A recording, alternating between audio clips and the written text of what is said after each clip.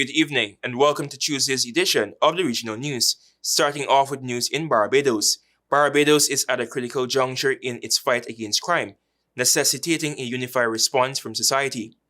This message came from Deputy Prime Minister Santia Bradshaw and Minister of Home Affairs Wilfred during a meeting on Sunday night, where they urged national action against rising gun violence and social issues.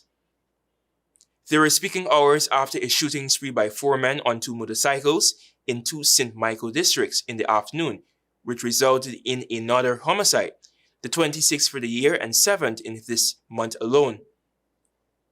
A young man was fatally shot at 2:48 p.m. at Whitehall Main Road and St. Stephen's Hill. Another man was wounded and taken to the hospital.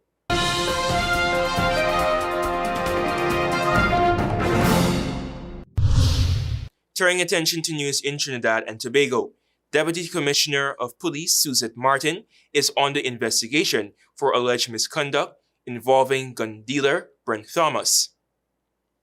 Recently appointed Commissioner Alistair Guvaro disclosed this at a press conference, noting that the allegation stemmed from Thomas's 2022 arrest in Barbados, which was deemed an abduction by a High Court judge. He added that the allegations arose from the 2022 arrest of Thomas in Barbados while he was awaiting a flight to the United States. He was brought to Trinidad and slapped with 3 charges for firearms and possessions and 4 charges for possession of explosives.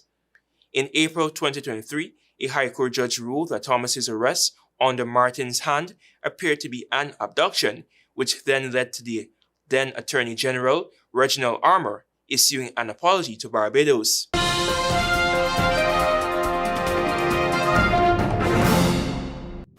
And finally, with some international news, President Donald Trump announced a complete ceasefire between Israel and Iran, potentially ending the 12-day war that caused millions to flee Tehran. However, Israel has not confirmed the ceasefire, and its military reported missile launches from Iran early on Tuesday. Witnesses later heard explosions near Tel Aviv and Beersheba in central Israel. Israeli media said a building had been struck and 3 people were killed in the missile strike on Beersheba.